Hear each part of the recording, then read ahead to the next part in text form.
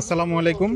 আমাদের যে নতুন আবেদিন পাওয়ার টিলার আমরা ইমপ্রুভমেন্ট করে নিয়ে এসেছি, কয়েকটা পয়েন্ট আমি আজকে মেনশন করব এখানে, যে এই পয়েন্টগুলো আপনাদের এন্ড থেকে সাজেশন এসেছিল যেন এই পাওয়ার টিলারের এই পার্টগুলো ইমপ্রুভমেন্ট করা হয়। তার মধ্যে কয়েকটা পার্ট, নাম্বার ওয়ান হচ্ছে আবেদিন পাওয়ার টিলারের যেই ইঞ্জিনটা আছে, বাট আমি যদি একটু আপনাদেরকে ক্লোজলি দেখাই তাহলে দেখবেন এখন এই রঙের এই ফিনিশিংটা খুবই সুন্দর হয়েছে। এখানে কোনো রকম ফোটা ফোটা নাই, কোথাও কোনো রকম স্পট নাই। তারপরে অনেকের সাজেশন ছিল আমরা যেন চেসিস ইঞ্জিন যে চেসিসটা আছে সেই চেসিসটা ডবল দেওয়ার জন্য, কিন্তু ডবল দেওয়ায় ওইখানে ছিল ওয়েল্ডিং সিস্টেমটা ছিল, কিন্তু এখন যে ডাবল করা হয়েছে এখানে কিন্তু কোনো রকম ওয়েল্ডিং নাই, যার কারণে এইখান থেকে ভাঙার কোনো রকম পসিবিলিটি নাই। আরেকটা ইম্পর্টেন্ট একটা ইস্যু দেখায় আপনাদেরকে, এয়ার ক্লিনারটা পূর্বের থেকে অনেকটুকু লম্বা করা হয়েছে, প্রায় 52 ইঞ্চি, মাটি থেকে একদম টপ পর্যন্ত 52 ইঞ্চি করা আছে, যার কারণে কোনো রকম পানি কাদা ঢোকার সম্ভাবনাটা নাই এবং ধুলাবালিটাও কম ঢুকবে। এরপরে যদি আমি আপনাদেরকে আরেকটা জিনিস দেখাই, তা হচ্ছে আমাদের এই যে আয়রন হুইল নিয়ে অনেকের সাজেশন ছিল যেন আমরা আয়রন হুইলের ভেতরে দুইটা রড ইউজ করি, তাতে আয়রন হুইলটা আরও বেশি মজবুত হবে। লোকালি অনেকে এটা নেওয়ার পরে এই জিনিসটা অ্যাড করে, সো আপনাদের সাজেশন পেয়ে আমরা এই জিনিসটাও অ্যাড করেছি। এবং এডিশনাল যেই বিটগুলো আছে এই হলো আমাদের আয়রন হুইলের বিট, এবং এই এডিশনাল 1 ইঞ্চ একটা বিটও দেওয়া আছে। সো এটা আগের থেকে কাভারেজটাও বেশি হবে এবং এই আয়রন হুইলটা অনেকটা টেকসই হবে।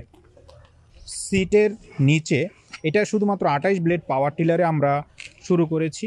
এই 28 ব্লেড পাওয়ার টিলারের সিটের নিচে আমরা স্প্রিং সিস্টেম করেছি, এতে ড্রাইভারের ড্রাইভিং করাটা খুব স্মুথ হবে, সে লম্বা সময় পাওয়ার টিলার ড্রাইভ করতে পারবে। এখন আসি আমাদের এই যে এই টেলের গ্যাপটা দেখেন, অলমোস্ট আমাদের এই চাকা থেকে 7 ইঞ্চির মতো একটা গ্যাপ আছে। সো এই গ্যাপটা দিয়ে সহজে কাদা টাদা বের হয়ে যেতে পারবে, কোনো রকম আটকাবে না, এবং এতে কৃষকের জমিটা চাষ করা এবং যিনি ড্রাইভ করবে তার জন্য ড্রাইভ করাটা সহজ। এখন আসি আমরা এই যে ক্লাসের যে তারগুলো আছে, ক্লাসের তারগুলো আগে চিকন ছিল, হ্যাঁ, সো এখন ওইটা থেকে 3 টাইমস মোটা হবে, অলমোস্ট মোটা করা হয়েছে। আর এছাড়া আমাদের এটার সাথে যে লিভারটা, এটা আগে ছিল এখান থেকে জয়েনিংটা ছিল, যার কারণে দেখা যায় রংটা অনেক সময় নষ্ট হতো, কালার নষ্ট হতো এবং খুব টাইট ছিল। এখন যেহেতু এটাকে আলাদাভাবে প্রায় আমরা বাহিরের দিকে দিয়েছি, প্রায় 8 ইঞ্চির মতো লম্বা করে দিয়েছি এখান থেকে লিভারটাকে। এই লম্বা করে দেওয়ার জন্য অ্যাডভান্টেজটা হচ্ছে খুব সহজে ক্লাস করতে পারবে দুইটাকেই। আমরা এই যে দেখ এইদিকেও এটাকেও মোটা করা হয়েছে, এই যে আমরা যেই ব্রেকটা করব ব্রেকেরটাও মোটা করা এবং হেভি করা হয়েছে। এবং ফিনিশিং যদি বলি, আগের থেকে অনেক সুন্দর ফিনিশিং দেওয়া হয়েছে, আমরা আরও বেটার কালার করে দিয়েছি। এখন এই যে আমরা যদি সাইলেন্সারটা দেখি, সাইলেন্সারটা এর আগে সাদা সাইলেন্সার ছিল যেগুলো খুব সহজে ভেঙে যেত, নরম ছিল, এবং এটা খুব হেভি। আমরা যদিও ব্ল্যাক কালার করেছি, ব্ল্যাকটা খুবই হেভি। মাঠ থেকে আমরা যে ইনফরমেশন নিয়েছি এই চাইনিজের সাথে কথা বলে, দেন উনি আমাদেরকে সাজেস্ট করেছে যে এটা যদি আমরা ইউজ করি তাহলে এটা লম্বা সময় পর্যন্ত ভালো থাকবে। সো এখন আমাদের ইমপ্রুভমেন্টের মধ্যে এটা আরেকটা ইমপ্রুভমেন্ট।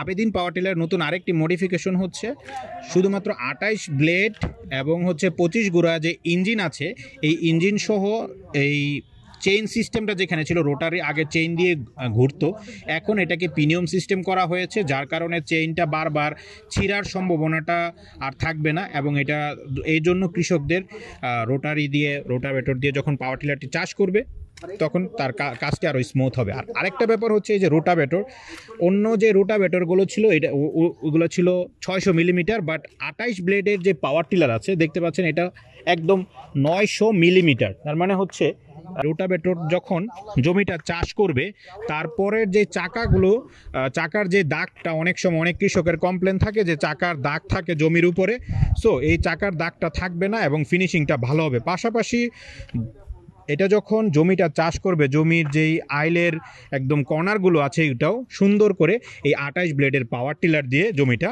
চাষ করতে পারবে, যেহেতু এটা রোটার সাইজটা বড়। এছাড়া আরেকটা বেশ ব্যাপার হচ্ছে, আমরা প্রত্যেকটা জিনিসের মধ্যে বিভিন্ন ধরনের ইনস্ট্রাকশন দিয়েছি। আমরা ইঞ্জিনের গায়ে এই যে যেমন এখানে সতর্কতা দেওয়া আছে বাংলায়,